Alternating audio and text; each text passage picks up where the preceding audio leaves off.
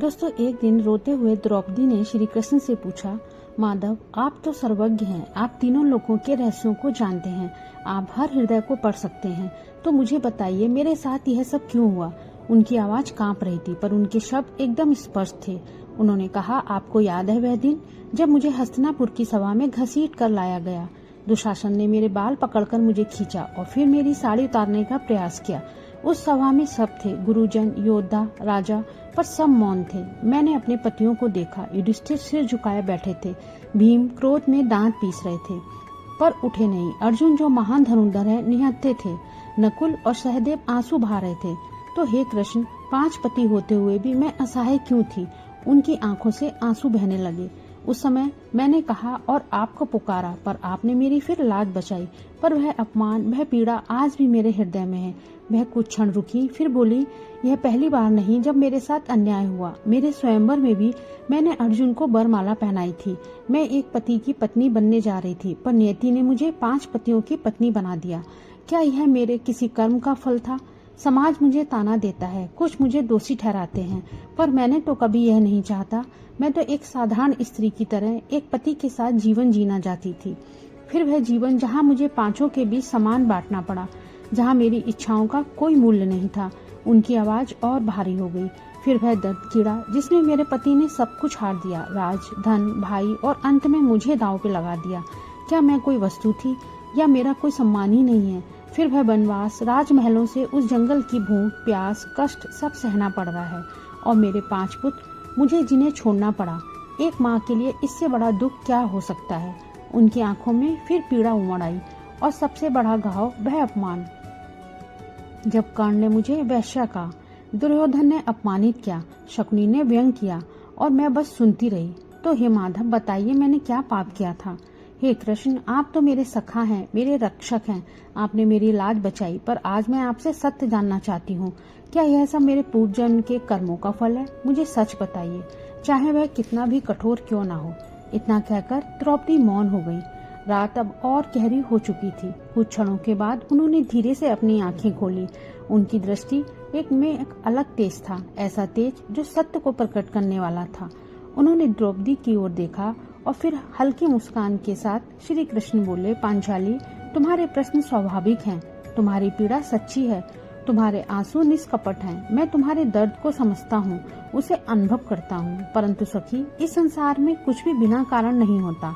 हर घटना के पीछे एक कारण होता है। तुम पूछती हो कि तुम्हारे साथ यह सब क्यों हुआ, पर मैं आज तुम्हें ये सत्य बताऊंगा जो बहुत कम लोग जानते हैं, कि तुम्हारे पूर्व जन्म का वो रहस्य जिसने तुम्हारे वर्तमान जीवन को आधार बनाया। कृष्ण की वाणी गंभीर हो गई थी, और वह सत्य तुम्हें अब चौंका सकता है, तुम्हारे विश्वास को हिला सकता है। क्या तुम यह सब सुनने को तैयार हो? द्रौपदी ने बिना झिझक उत्तर दिया, हाँ माधव, मैं तैयार हूँ, चाहे सत्य कितना भी कड़वा क्यों ना हो, मैं जानना चाहती हूँ। कृष्ण ने सिर हिलाया और कहना शुरू किया। उन्होंने कहा, बहुत समय पहले की बात है, तब तुम द्रौपदी नहीं थी। उस जन्म में तुम एक ब्राह्मण कुल में जन्मी एक सुंदर सुशील कन्या थी। तुम्हारे माता पिता बहुत विद्वान थे और पूरे गांव में तुम्हारी प्रशंसा होती थी। पर तुम जैसे जैसे बड़ी होती गई, तुम्हारी सुंदरता और गुण बढ़ने लगे। तुम्हारे मन में एक आदर्श पति की कल्पना बनी। तुम चाहती थी तुम्हारा पति धर्मात्मा हो, बलवान हो और धुरंधर हो, बहुत सुंदर भी हो और विद्वान भी हो। परंतु सखी, यह 5 गुण एक पुरुष में तो नहीं मिल सकते। फिर भी तुम्हारा मन इन्हीं 5 इच्छाओं में अटका रहा। तुम्हारे पिता ने तुम्हारे लिए योग्य वर खोजने का बहुत प्रयास किया, पर ऐसा कोई भी पुरुष नहीं मिला जो तुम्हारी सभी शर्तों को पूरा कर सके। तब तुमने निश्चय किया कि तुम अब भगवान शिव की तपस्या करोगी, और कृष्ण की आवाज अब गंभीर हो गई। तुम घने जंगल में गई और कठोर तपस्या तुमने शुरू कर दी। तुम्हारी तपस्या इतनी कठोर थी कि देवता भी चकित रह गए। वर्षों की तपस्या के बाद एक भगवान शिव प्रकट हुए। उन्होंने प्रसन्न होकर कहा, कन्या, मैं तुम्हारी तपस्या से बहुत प्रसन्न हूँ, वर मांगो। और सखी, तुम अत्यंत प्रसन्न हो गई और तुमने उत्साह में अपनी इच्छाएं प्रकट करने लगी। तुमने कहा, हे प्रभु, मुझे ऐसा पति चाहिए जो सबसे बड़ा धर्मात्मा हो। फिर तुमने दोबारा कहा, ऐसा पति चाहिए जो बलवान हो। तीसरी बार तुमने कहा, महान धनुर्धर हो। चौथी बार तुम बोली, जो सबसे सुंदर हो। और 5वीं बार वो सबसे विद्वान हो। तुमने 5 बार पति मांगा। तब भगवान शिव, जो अपने वचन के पक्के हैं, उन्होंने तथास्तु कह दिया। उन्होंने कहा, कन्या, तुम्हें 5 पति प्राप्त होंगे जो तुम्हारी 5 इच्छाओं को पूर्ण करेंगे। यह सुनकर द्रौपदी स्तंभ रह गईं। तब श्री कृष्ण बोले, जब तुम्हें अपनी भूल का एहसास हुआ तब तुमने शिव जी से कहा कि तुम्हें केवल एक पति दें, परंतु उसमें ये सारे गुण हों। परंतु उन्होंने कहा, मेरा वचन अटल है, जो तुम्हारे मुख से 5 बार निकला है अब वही तुम्हारी नियति बनेगा। और इस प्रकार तुम्हें 5 पति मिलने का कारण उस जन्म में निर्धारित हो गया था। द्रौपदी का चेहरा पीला पड़ गया। तब श्री कृष्ण ने आगे कहा, सखी, यह केवल आरंभ था। तुमने उस जन्म में कुछ कर्म और किए थे जिनका फल तुम्हें इस जन्म में भोगना पड़ा। एक बार तुम तीर्थ यात्रा पे गई थी। रास्ते में तुमने एक साधु को देखा जो नदी में स्नान कर रहा था। उस समय एक बंदर उनके वस्त्र उठा के पेड़ पे चढ़ गया। वह साधु नग्न अवस्था में असहाय खड़े थे। तुमने यह दृश्य देखा और तुम हंस पड़ी। तुमने उनका मजाक उड़ाया, आगे बढ़ गई। ये उस अपमानित साधु ने तुम्हें श्राप दिया। जिस प्रकार आज तुमने मेरे निर्वस्त्र होने पे हंसी उड़ाई है, उसी प्रकार एक दिन तुम्हें भी सार्वजनिक रूप से अपमानित होना पड़ेगा। और सखी, वही श्राप हस्तिनापुर की सभा में पूरा हुआ।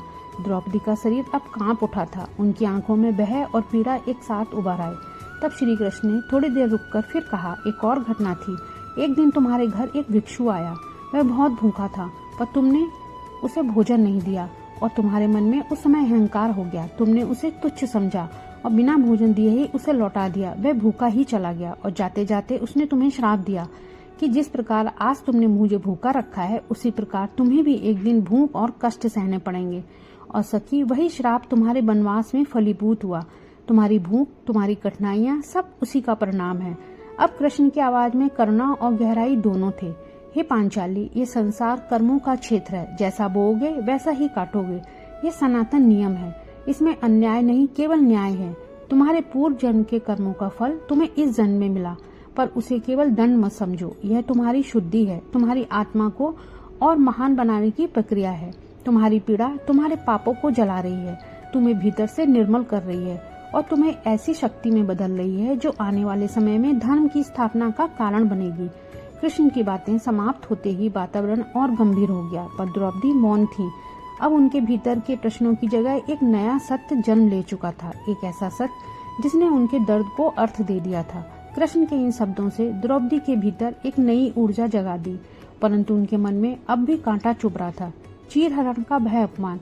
वह धीमे स्वर में बोली, माधव, आपकी बातें सत्य हैं, पर भय अपमान भरी सभा में मेरा चीरहरण, क्या यह किसी दिव्य योजना का हिस्सा था?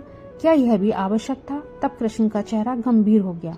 उनकी आंखों में गहराई उतर आई। वो बोले, हे सखी, यह भी आवश्यक था। यह केवल तुम्हारा व्यक्तिगत अपमान नहीं था, मैं धर्म की जड़ों को हिला देने वाली घटना थी। उस दिन केवल द्रौपदी का नहीं, धर्म का अपमान हुआ, न्याय का अपमान हुआ, मानवता का अपमान हुआ था। हे पांचाली, तुम्हारा अपमान उस महाविनाश का कारण बना जो धर्म की स्थापना के लिए आवश्यक था। कभी कभी एक नए निर्माण के लिए पुराने का विध्वंस जरूरी होता है। तुम्हारा दुख उसी विध्वंस की नींव बना जिस पर धर्म का नया युग स्थापित होगा। द्रौपदी अब शांत होकर सुन रही थी। उनके भीतर का तूफान धीरे धीरे थम रहा था। वह अब स्वयं को एक पीड़ित नहीं बल्कि एक योद्धा के रूप में देखने लगी थी। एक ऐसा योद्धा जिसके दुख ने एक युग को बदलने की भूमिका निभाई। उसने फिर पूछा, हे केशव, उस दिन जब कोई मेरी सहायता के लिए आगे नहीं आया, जब मेरे पति भी असहाय थे, तब आपने मेरी लाज कैसे बचाई? तो कृष्ण मुस्कुराए बोले, हे सखी, मैं तो हमेशा तुम्हारे साथ था, उस सभा में भी था, पर मैं तब तक हस्तक्षेप नहीं कर सकता था जब तक तुम स्वयं मुझे न पुकारो। जब तक तुम अपने पतियों, अपने बल, अपने ज्ञान पे भरोसा कर रही थी, तब तक तुम मुझसे दूर थी। तुमने पहले अपने पतियों से सहायता मांगी, फिर सभा के गुरुजनों से न्याय मांगा, भीष्म से धर्म की दुहाई दी, पर जब सबने तुम्हें निराश किया, तब तुम्हें यह एहसास हुआ कि इस संसार में मेरा कोई नहीं है। तब तुमने पूरी तरह से मुझे पुकारा। जब तुमने अपने अहंकार, अपने अभिमान को त्याग कर कहा, हे गोविंद, मेरी लाज रखो, उसी क्षण तुमने स्वयं को मुझे समर्पित कर दिया। और सही, जिस क्षण भक्त मुझे पूर्ण समर्पण कर देता है, उसी क्षण मैं उसकी रक्षा के लिए पहुंच जाता हूँ। दोस्तों, भगवान उसी समय हमारे पास दौड़े आते हैं जब हम सब कुछ छोड़ के उनको समर्पित हो जाते हैं। श्री कृष्ण ने कहा कि मैंने कुछ नहीं किया, मैंने केवल तुम्हारी आस्था को स्वीकार किया। तुम्हारी साड़ी तुम्हारी श्रद्धा थी। कृष्ण की बातें सुनकर द्रौपदी की आंखों में आंसू बहने लगे, लेकिन इस बार उन आंसुओं में केवल पीड़ा नहीं थी, वहाँ एक नया विश्वास था।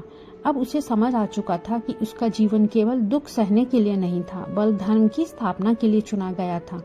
उन्होंने धीरे से अपने हाथ जोड़कर श्री कृष्ण की ओर देखा। उनके चेहरे पे बरसों बाद शांति दिखाई दे रही थी। तब श्री कृष्ण मुस्कुराए और बोले, हे पांचाली, संसार तुम्हारे अपमान को याद करेगा, लेकिन उससे भी अधिक तुम्हारी आस्था को याद करेगा, क्योंकि जिस क्षण तुमने सबका सहारा छोड़कर केवल मुझे पुकारा, उसी क्षण तुम्हारी हार तुम्हारी सबसे बड़ी विजय बन गई। रात गहरी थी, पर द्रौपदी के भीतर अब अंधकार नहीं था। उस दिन उसे समझ में आ गया था कि भगवान कभी देर नहीं करते, वे केवल सही समय की प्रतीक्षा करते हैं, और यही सनातन सत्य है।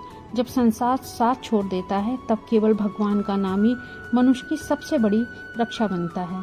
तो दोस्तों, उम्मीद है आपको द्रौपदी और श्री कृष्ण जी की ये बातें जरूर पसंद आई होंगी। दोस्तों, वीडियो पसंद आई हो तो प्लीज लाइक और सब्सक्राइब जरूर कीजिएगा। जय श्री कृष्ण दोस्तों।